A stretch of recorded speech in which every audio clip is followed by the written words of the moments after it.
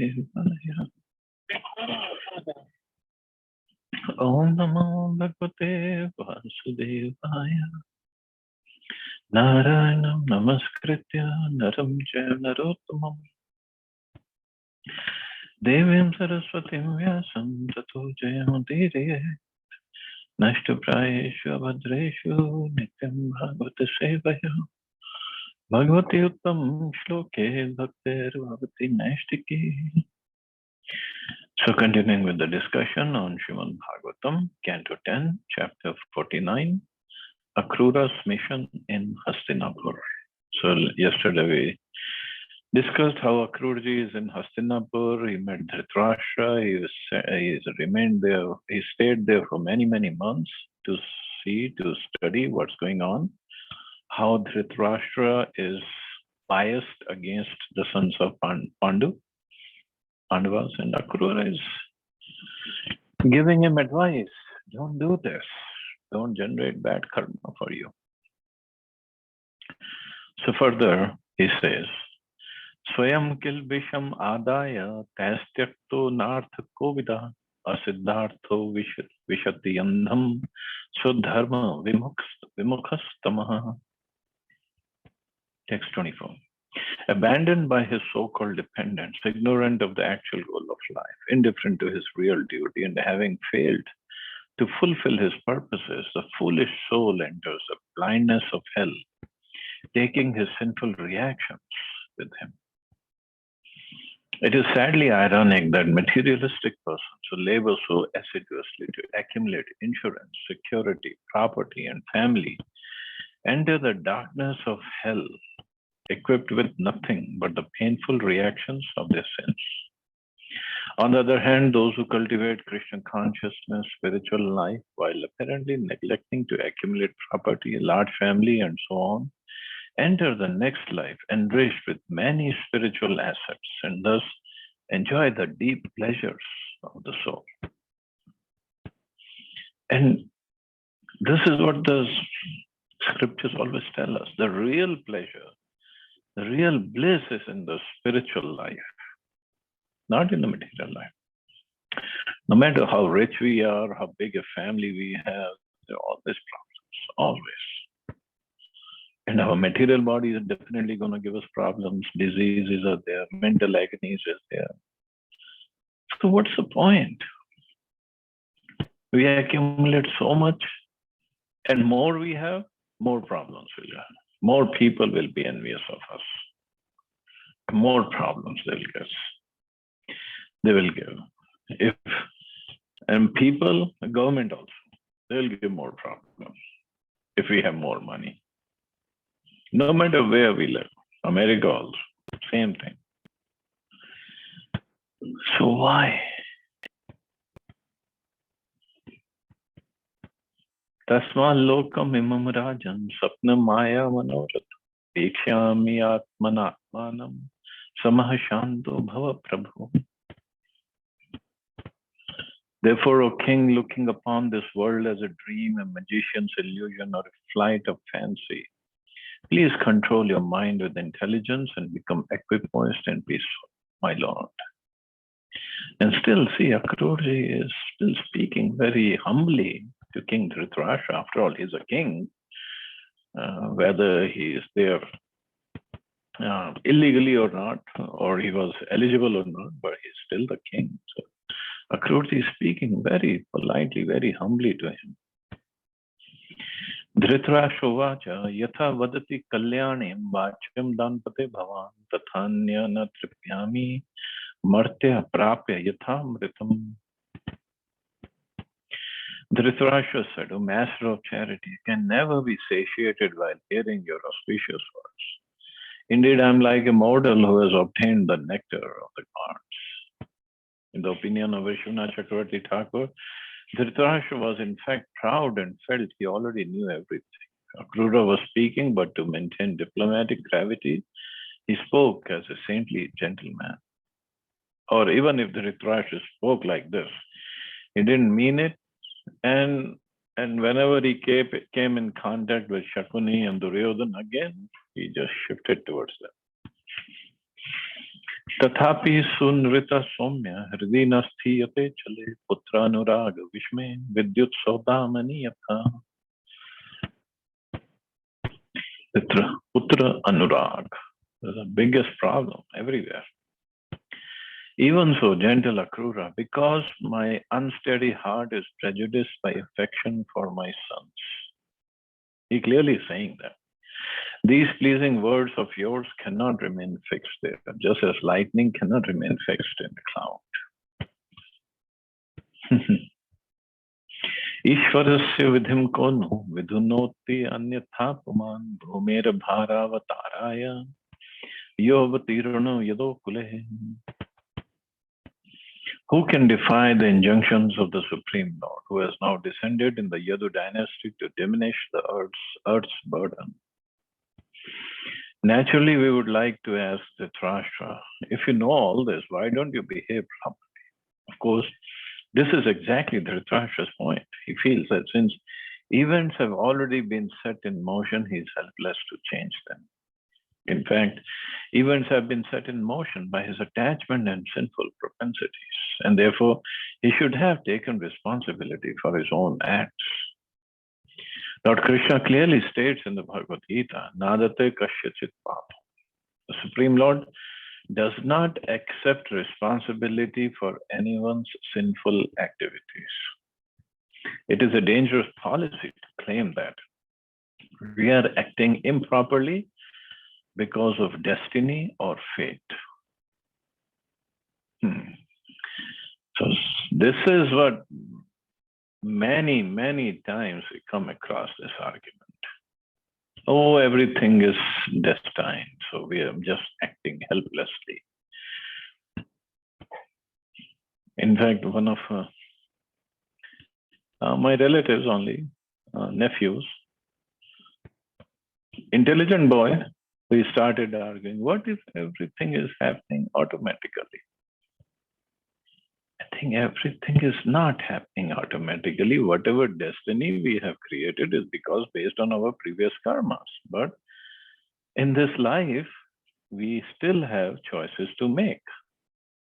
If there were no choices to make, if everything is destined, then why would Krishna say in Bhagavad Gita, Sarva dharman parityaja, abandon all varieties of religion, surrender unto me? Means there is an option, whether we surrender or not.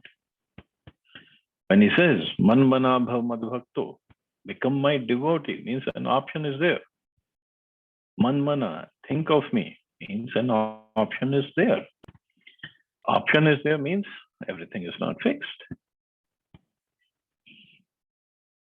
Destiny-wise, going from point A to point B might be fixed. But what do we do while going from point A to point B? That's up to us. That is not fixed. Options are there. Human being have higher intelligence, better consciousness, so we can choose the right way.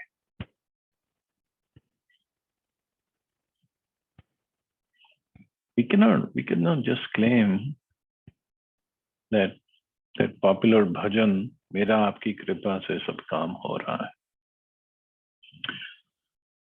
Yes, it's only by Krishna's mercy everything is happening, but we have to do our duty. We have to work, we have to act. Then Krishna gives the results. And this is what here in the purport said, Supreme Lord does not accept responsibility for anyone's sinful activities. We cannot claim because your kripa, whatever am I doing, whether right, wrong, it's all because of you. No. And kripa also means, if we look at it analytically, kripa means kar and pa. We do it, we get it. His mercy is definitely there. Without his mercy, nothing can happen. But we have to act. And he sanctions it, whatever we want to do.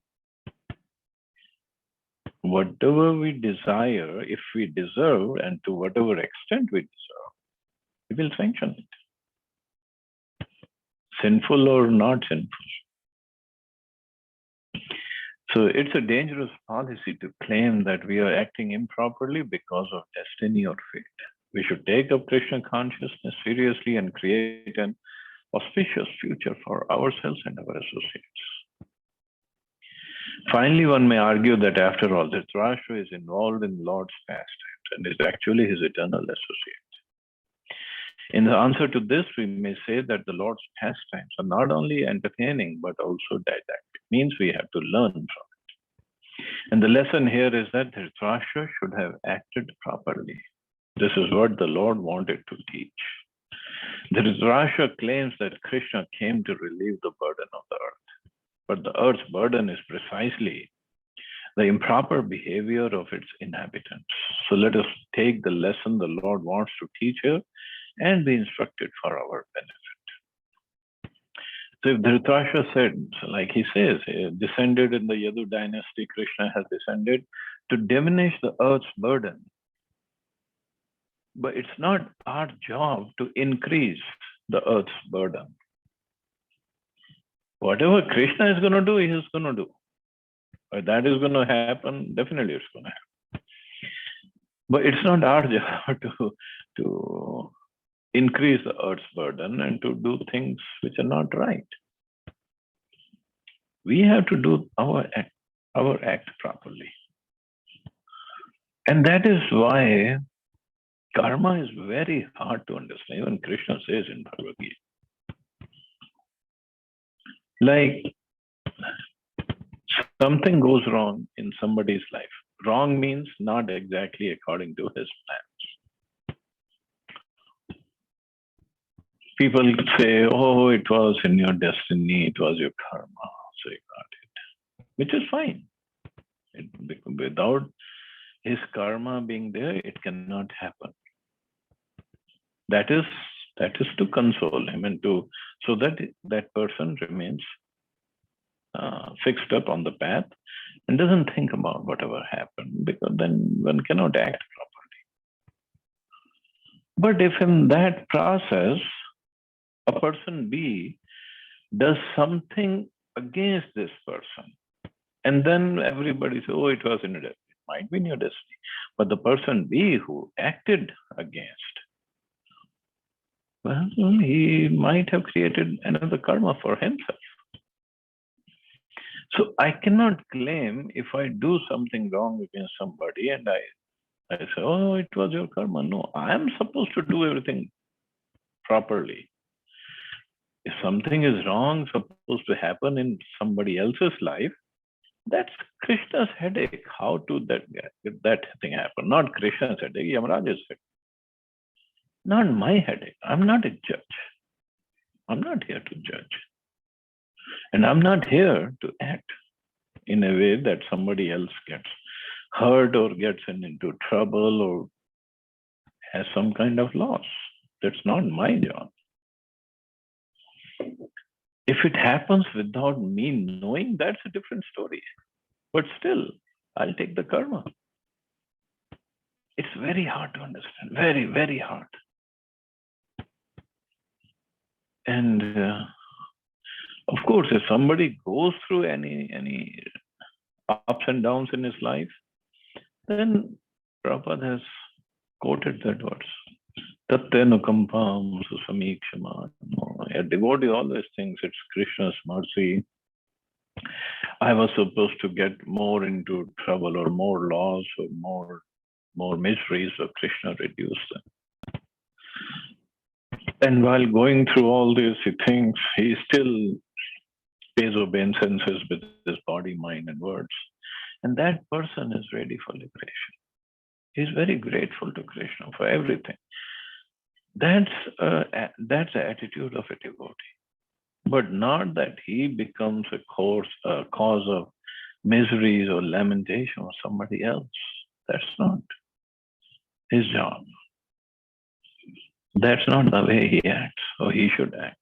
So that is why it is said, Dhritarashtra, he is in the pastime of Krishna, no doubt, but he was not supposed to act this way. It's a lesson for us. We are not in the pastimes of Krishna. Yo durvimarsh pathya nijmaya yetam srishtva gunan vibhajate tad anupravishta tasmai navo durva bodha vihara tantra sansara chakra gataye parameshwaraya. I offer my obeisances to him, the Supreme Personality of Godhead, who creates this universe by the inconceivable activity of his material energy, and then distributes the various modes of nature by entering within the creation. From him, the meaning of whose pastimes is unfathomable, come both the entangling of cycle of birth and death and the process of deliverance from it. When all is said and done, Dhritarashtra was not an ordinary person, but an associate of the Supreme Lord Krishna. Certainly, an ordinary person could not offer such a learned hymn to the Lord. So, it's all inconceivable, whatever happens in this material world, in our lives.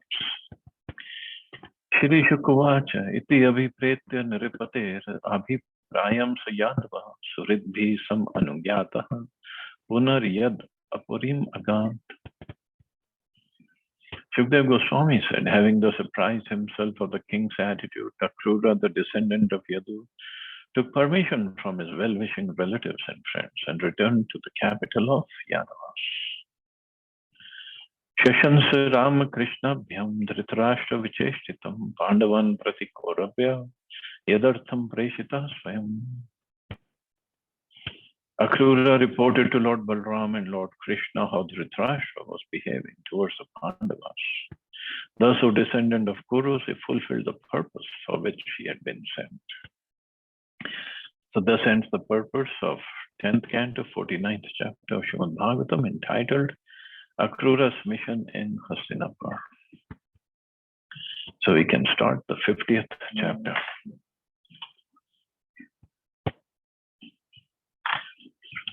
Chapter 50th. Krishna establishes the city of Dwarka. Next one. Shri Shukavacha asti praptischa kansasya mahishya bharatarisha mrite bhartari dukkarte iyatu sma pitrigrihan. Shukdev Goswami said, when Kansa was killed, O heroic descendant of Bharat, his two queens, Asti and Prapti, went to their father's house in great distress. And who was their father? Jarasandha. Pitre Magad Rajaya Jarasandhaya Dukhite Vedayam Chakratu Sarvam Atma Vedhavya Karanam. The sorrowful queens told their father, King Jarasandha of Magad, all about how they had become widows. Satat Priyam Akarnya Shokam Marshayuto Nripa Ayadavi Mahim Kartum Chakre Parmamuddimam. Hearing this odious news, O King Jarasandha was filled with sorrow and anger, and he began the greatest possible endeavor to rid the earth of the Yadavas. Obviously, when the wives of Kansa, the daughters of Jarasandha, went back, they might not have glorified Krishna like other Mathuravasis did. They must have said all the bad things about Krishna. Oh, our husband was such a nice, loyal, but wonderful king, and these two boys, and they killed him. Of course, Jarasandha was very, very angry. Akshohinir vishatya tisripishchapi samvrita yadu rajdhani mathuram nyaruddhat sarvato drisham. With the force of 23 Akshohini divisions, 23. It's big because in Mahabharata there were 18 Akshohinis, 11 on the sides of Kaurava and 7 on the sides of Pandavas. And here Jarasandha had 23 Akshohini divisions. He laid siege to the Yadu capital, Mathura, on all sides. The numbers involved in an Akshohini division are given in the word meanings, and an Akshohini was a standard fighting force in ancient times. Nirikshitadvalam Krishna udvelam eva sagaram swapuram tena samruddham swajanam cha bhayakulam chintayamasa bhagavan hari karana manusha taddesha kala no gunam swa avatara prayojanam. Although Lord Krishna, the Supreme Personality of Godhead, is the original cause of this world, when he descended to the earth, he played the role of a human being. Thus, when he saw Jarasandha assembled army surrounding his city like a great ocean overflowing its shores, and when he saw how this army was striking fear into his subjects, the Lord considered what his suitable response should be according to the time, place, and specific purpose of his current incarnation. So there's only one purpose, not only one, but the major purpose for his coming is paritranaya sadhunam vinashaya cha dushkritam. So another reason Krishna, when he killed Kansa and he stayed in Mathura, and he is moving to Dwarka, there's a reason behind that, but he stayed in Mathura. He thought, I'm here to kill all the demoniac miscreants. Why should I go all over the earth to find them and kill them? Let them come here. So this is the reason he made Jarasandh. Jarasandh is bringing 23 Akshohini of demons, the miscreants. Krishna and Balaram just going to kill them all. The Acharyas point out that the Supreme Godhead did not have to worry about a mortal attack from Jarasandha and his soldiers. But as stated here, Shri Krishna was playing the part of a human being, Karana Manusha, and he played the part very well. This play is called Leela, the Lord's enactment of spiritual pastimes for the pleasure of his devotees. Although ordinary persons may be dumbfounded by the Lord's pastimes, the devotees derive tremendous pleasure from his inimitable style of behavior. The Srila Sridhar Swami points out that Shri Krishna thought as follows: how should I defeat Jarasandha? Should I kill the army but not Jarasandha? Or should I kill Jarasandha and take the army for myself? Or perhaps I should just kill both of them. Krishna's conclusion is described in the following verses. Hanishyami balam hi tad bhuvi bharam samahitam magadhena samadhitam vashyanam sarva bhujam akshohini bhi sankhayatam bhatashwar rat kunjara magadhastu na hantavya bhuya karma balodyamam. The Supreme Lord thought, since it is such a burden on the earth, I'll destroy Jarasandha's army, consisting of Akshohinis, of foot soldiers, horses, chariots, and elephants, which the king of Magad has assembled from all subservient kings and brought together here. But Jarasandha himself should not be killed, since in the future he will certainly assemble another army. So let Jarasandha do the hard work of assembling all these miscreants, demons, armies, bring them, and I'll kill them all again. After due consideration, Lord Krishna decided that since he had descended to the earth to destroy the demons, and since Jarasandha was so enthusiastic to bring all the demons to the Lord's front door, it was definitely more efficient to keep Jarasandha alive and busy and let him think he won it. Edat artho avatarvayam bhubhara haranaya sanrakshanaya sadhunam krito anyesham vadhaya cha. This is the purpose of my present incarnation, to relieve the earth of its burden, protect the pious, and kill the impious.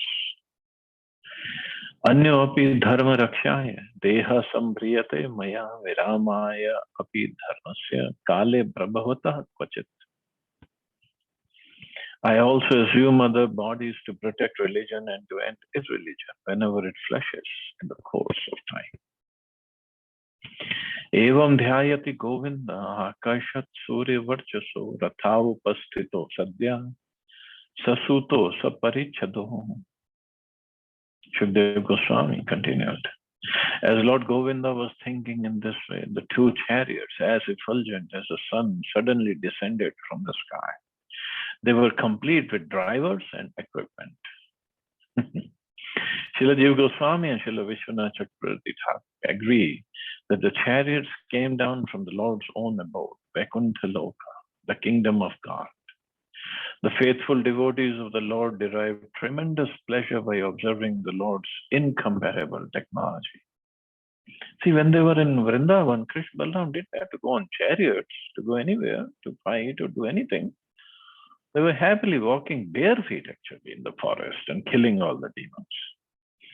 But now Mathura, they had to fight with king's army, and they were acting as on behalf of King Ugrasen, so they had to have the chariots. They're not going to get some ordinary chariots. They got these Vaikuntha chariots. Ayudhani cha divyani puranani yadrikshya drishtva tani rishikesha sankarshanam yatha bravi. The Lord's eternal divine weapons also appeared before him spontaneously. Seeing this, Shri Krishna, Lord of the senses, addressed Lord Sankarshan.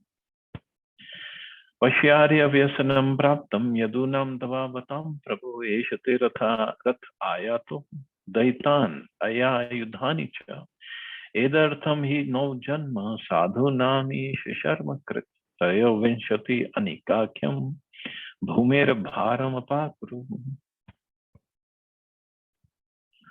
The Supreme Lord said, my respected elder brother, see this danger which has beset your dependents, the Yadus. And see, dear master, how your personal chariot and favorite weapons have come before you. The purpose for which we have taken birth, my Lord, is to secure the welfare of our devotees. Please now remove from the earth the burden of these 23 armies. Evam samantrya dasharko danchito rathino purat nirjag matuh swayudhadyo balenalpi yasavrito.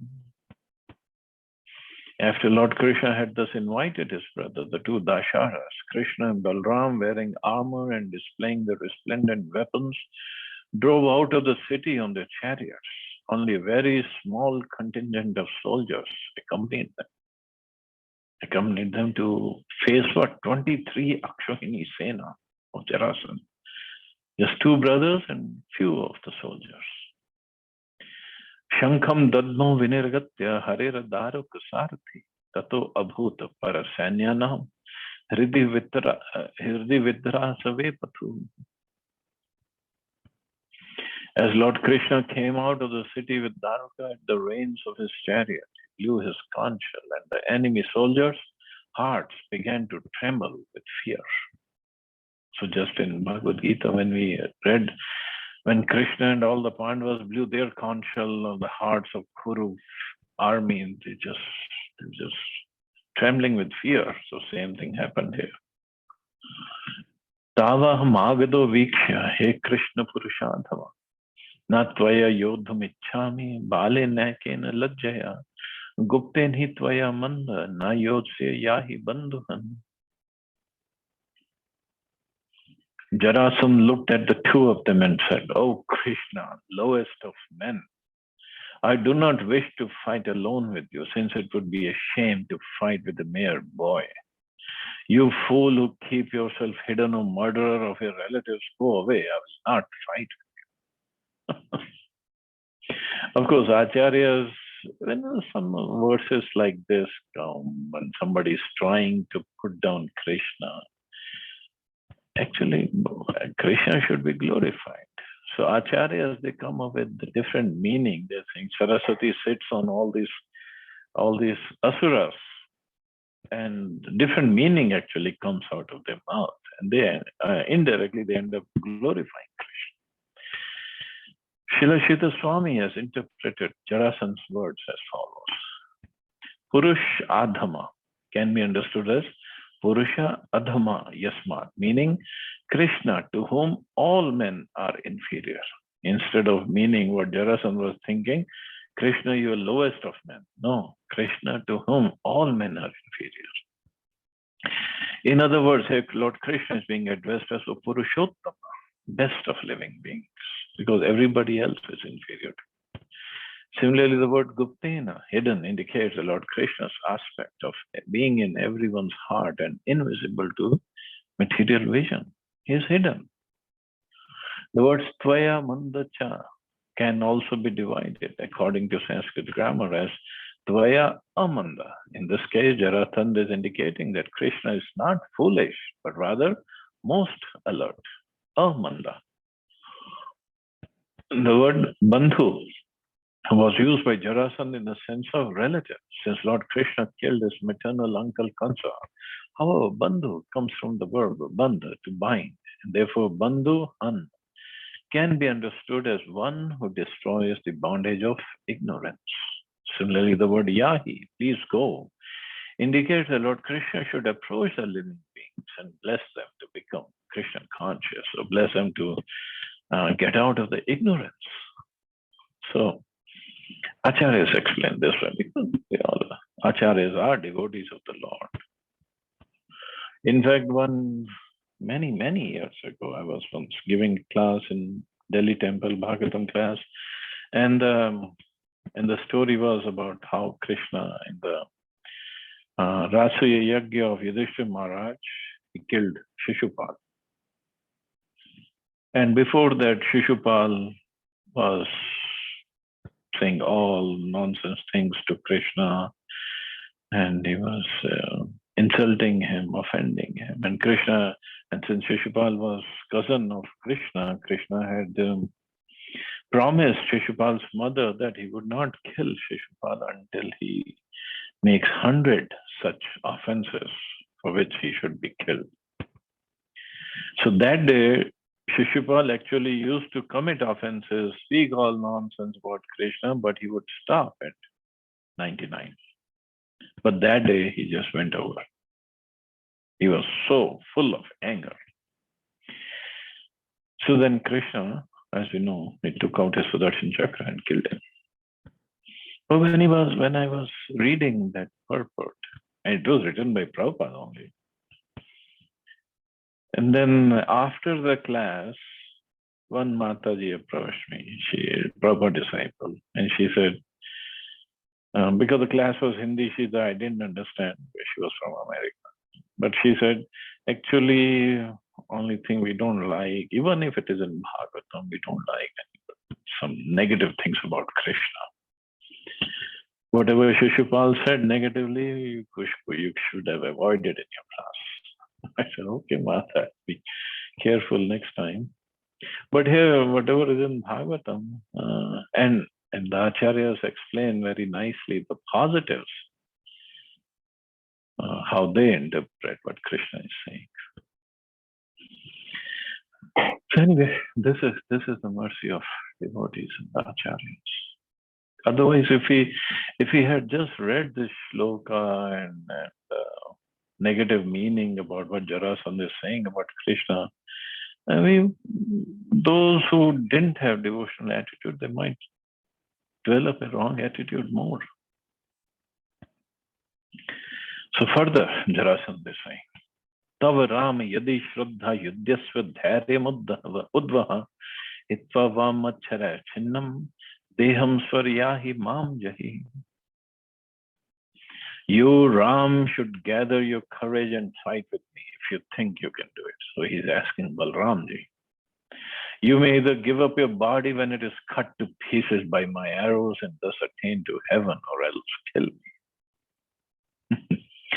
According to Acharya Sridhar Swami, Jarasandha suspected that Lord Balram's body was indestructible, and thus he offered what might be a more practical alternative, that Balram kill Jarasandha. Shri Bhagavan Uvacha, na ve shura vikathante darshante eva paurasham na granimo vacho rajan aturasya mumurshata. The Supreme Lord said, real heroes do not simply boast, but rather show their prowess in action. We cannot take seriously the words of one who is full of anxiety and who wants to die. So these kind of talks have to go on in the battlefield. This is to incite the other party to fight with the full strength, get them angry, make them angry. Shri Shukvacha, Jara Sutastav Abhisritya Madhavo Mahabaloghen Valiyas Vrinot Sasanya Yan Dhvajya Vajisarthi Surya Nalo Vayureva Venudhi. Shukdev Goswami said, just as the wind covers the sun with clouds or cover a fire with dust, the son of Jara marched towards the two descendants of Madhu, and with this huge assemblage of armies surrounded them and the soldiers, chariots, flags, horses, and charioteers. Acharya Sridhar points out that the clouds only seem to cover the sun. The sun remains shining in the vast sky, nor is the potency of fire affected by a thin covering of dust. Similarly, the apparent covering of Jarasandha's military strength was only apparent. It cannot cover Krishna. Suparna tala dhvaj chinito rathava alakshayantyo haridamayor mrithe striya purata kaharmya gopuram samashrita samumuhu shucharvitaha. The women stood in the watchtowers, palaces, and high gates of the city when they could no longer see Krishna and Balram's chariots, identified by banners marked with the emblems of Garuda and a palm tree. They were struck with grief and fainted. The women are especially mentioned here because of their extraordinary attachment to Lord Krishna and Lord Balram. Hari Paranik Payo Muchamahu Shili Mukhati Ulban Barsh Biditam Susanyam Alokya Sura Surarchitam Vyasfur Jaya Chang Sharasanotamam. Seeing his army tormented by the relentless and savage rain of arrows from the massive opposing forces gathered like clouds about him, Lord Hari twanged his excellent bow Sharang, which both gods and demons worship. Grinan Shangadat Sandacharan Vikrashya Munchan Shitavana Pugan Nignan Rathan Kunjarva Jipati Nirantaram Yadvad Lat Chakram.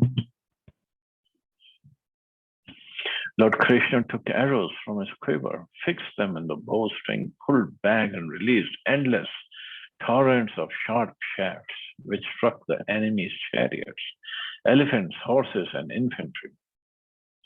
The Lord shooting his arrows resembled a blazing circle of fire. So circle of fire means he was shooting in all directions and shooting in such a speed, it looked like a circle in all directions. Nirvina kumbha karno nipetur anekushu ashvashar vrikna kandhara ratha hatashvadhaj sutanayaka vadayatischanna bhujoru kandhara. Elephants fell to the ground, their foreheads split wide open. Cavalry horses fell with severed necks, chariots fell with their horses. Flags, drivers, and masters all shattered, and foot soldiers collapsed with severed arms, thighs, and shoulders. Wow. Sanchidyamana dvipade bhavajinam anga prasuta shatusho asrigapaga bhujahaya purusha shirsha kachapa adata vipadvipa haya griha kulam karoru meena narke shavalam dhanustaranga yudh Gulma Sankula Achuri Kavarta Bhayanaka Maha Mani Praveka Bharanashama Sharkara Pravartita Bhiru Bhaya Vaham Vrithe Manasvinam Harshikari Parasparam Vinigna Tarina Mushalena Durmadan Sankarshena Pari Me Yatejasa Balam Tatangarna Durga Bhairavam Duranta Param Magadhendra Palitam Shayam Pranitam Vasudeva Putrayor Vikridatam Tajagadishayo Param Tajagadishayo Param. On the battlefield, hundreds of rivers of blood flowed from the limbs of the humans, elephants, and horses who had been cut to pieces. In these rivers, arms resembled snakes, human heads, turtles, dead elephants, islands, and dead horses like crocodiles. Hands and thighs appeared like fish, human hair like water weeds, bows like waves, and various weapons like clumps of bushes. The rivers of blood teemed with all this. Chariot wheels looked like terrifying whirlpools, and precious gems and ornaments resembled stones, and gravel in the rushing red rivers, which aroused fear in the timid, joy in the wise. With the blows of his plow weapon, the immeasurably powerful Lord Balram destroyed Magadendra's military force. And through this force was as, and though this force was as unfathomable and fearsome as an impassable ocean for the two sons of Vasudeva, the lords of the universe, the battle was hardly more than a play. Just two sons, two boys. They just killed 23 Akshohini Sena. Siddhi Udbhavantam Bhavanatrayasya Yaha Samihite Ananta Guna Swalileya Natasya Chitram Parapaksha Nigrahas Tathapi Martyanu Vidhasya Varnayate. For him who orchestrates the creation, maintenance, and destruction of the three worlds and who possesses unlimited spiritual qualities, it's hardly amazing that he subdues an opposing party. Still, when the Lord does so in imitating human behavior, sages glorify his acts. He's always glorious. That's why, because he's absolute supreme personality. He's on the absolute platform. The philosopher Aristotle once argued that the supreme God could hardly take part in human activities, since all ordinary activities are unworthy of such a divine being. Similarly, Srila Vishwanath Chakravarti Thakur, who almost certainly never read the words of Aristotle, raises a similar point.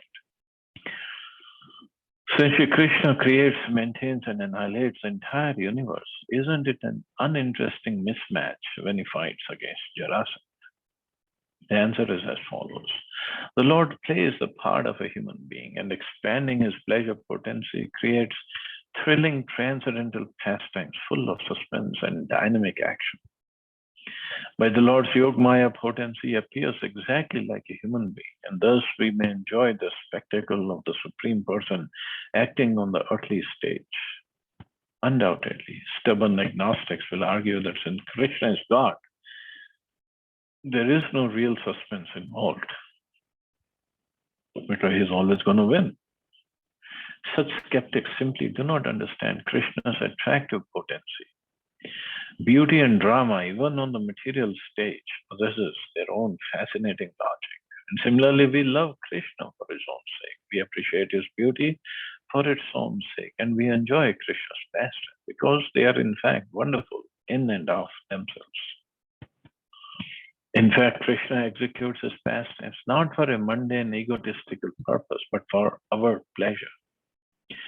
Thus, the presentation of spiritual pastimes is itself an act of love that Krishna performs for the infinite spiritual happiness of pure-hearted souls who have transcended material envy of Godhead.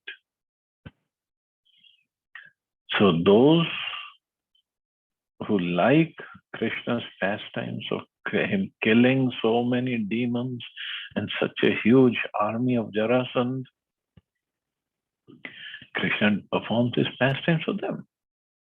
Those who like his pastimes with Radharani and the gopis, he has performed those pastimes. His pastimes of stealing butter and doing all the mischief when he was still baby, performed those pastimes. But regardless, all his pastimes are transcendental. It's not like only dancing with the gopis is transcendental and is killing all these armies. It's not. It is all transcendental, all purifying. No matter what we read about him, it will always be purifying in the sense that we get attracted towards Krishna. They're such beautiful pastimes. And one thing to remember, to protect his devotees. His devotees are all the Yadus in the Mathura, city of Mathura. To protect them, He has gone to such an extent of killing such huge armies. So this is what a devotee should look at. See how much he loves and cares for his devotees. In this regard, Srila Vishwanath Chakravarti Thakur quotes an important verse from Gopal Tapani Upanishad. The supreme absolute truth for his own purpose appears in a human-like form, although he is the source of everything. The source of transcendental bliss, the eternal supreme Brahman, has become a friend.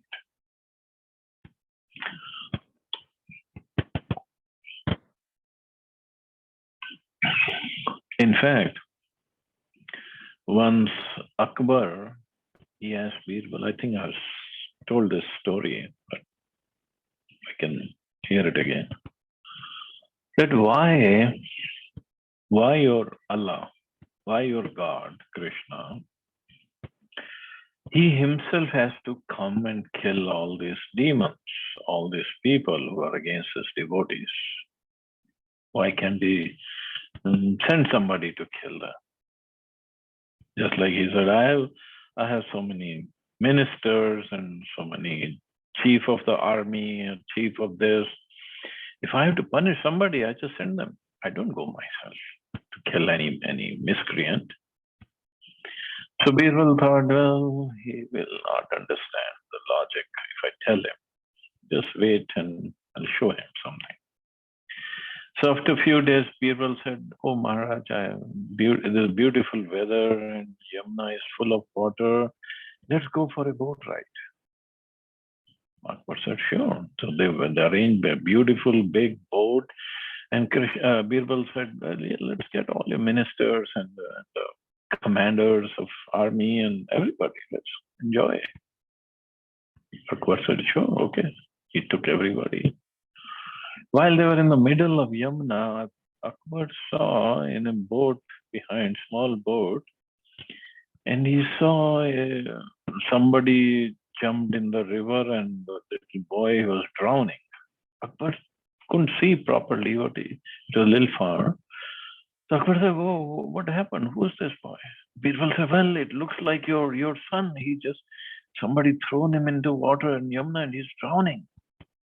Akbar said, oh, it's my son. Yeah, he looked like my son. And Akbar jumped from this big boat into the Jamuna and he swam. And all his ministers and everybody jumped behind him and swam towards that boy who was drowning. Akbar went and he got the boy out, but then he saw it wasn't a boy. He was dressed like his boy, but it was just a wooden doll. It was a mannequin. So Akbar they brought the mannequin back on the boat. Akbar came back, ministers, chief, commander, army chief, everybody came. And they said, Birbal, who did this? What is going on? Birbal said, well, Maharaj, I did this. Akbar said, you better have a good explanation, otherwise I'm going to kill you. Birbal said, well, this was just to give answer to the question that you asked me a few days back. What question? Well, you asked me that why God has to come himself. Birbal said, when you saw your son, it was just a mannequin. You didn't know it was son, but you thought it was your son. He was drowning. Why didn't you order your ministers and the commander-chief to go and rescue your son? Why did you jump? Akbar said, well, it was my son. I thought it was my son and I love my son so much I could not stand. I jumped. Birbal said, the Lord does the same. He also comes himself to protect us, protect his devotees, to take care of them. He cannot just stand and sit in Vaikuntha and enjoy his pastimes and just see his devotees suffering. He comes himself. So this is the love of Krishna for us. We might think, oh, Krishna is not coming now.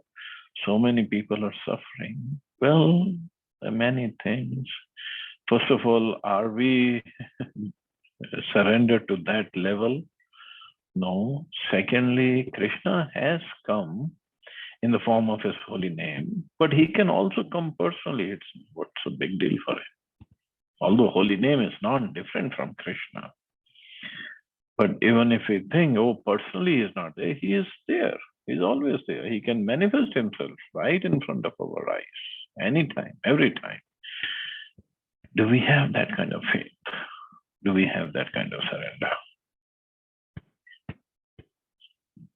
Prabhupada, when he was coming on Jalduta from India to America, and he had 2 heart attacks on the way, seasickness, and so many issues. At the age of 69, he was coming.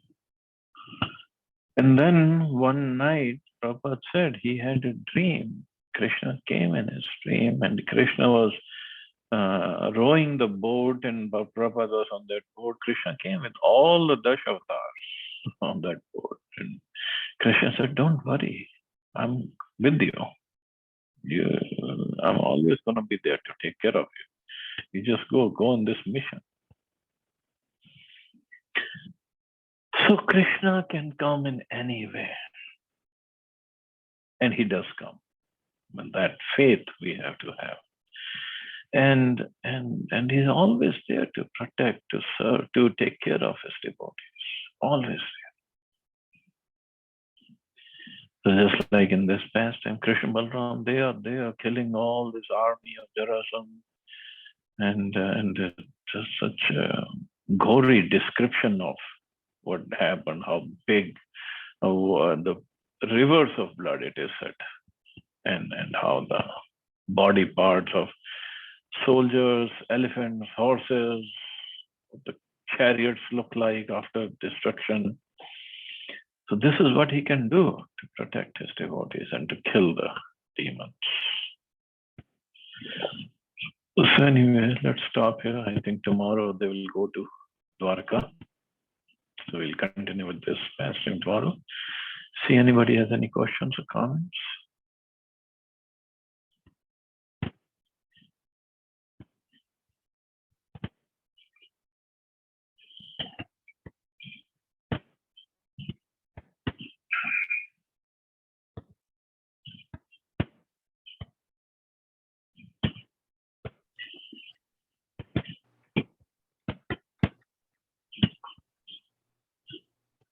Okay, so you all have a safe and wonderful day. Hare Krishna. Jai Srila Hare Prabhupada. Krishna.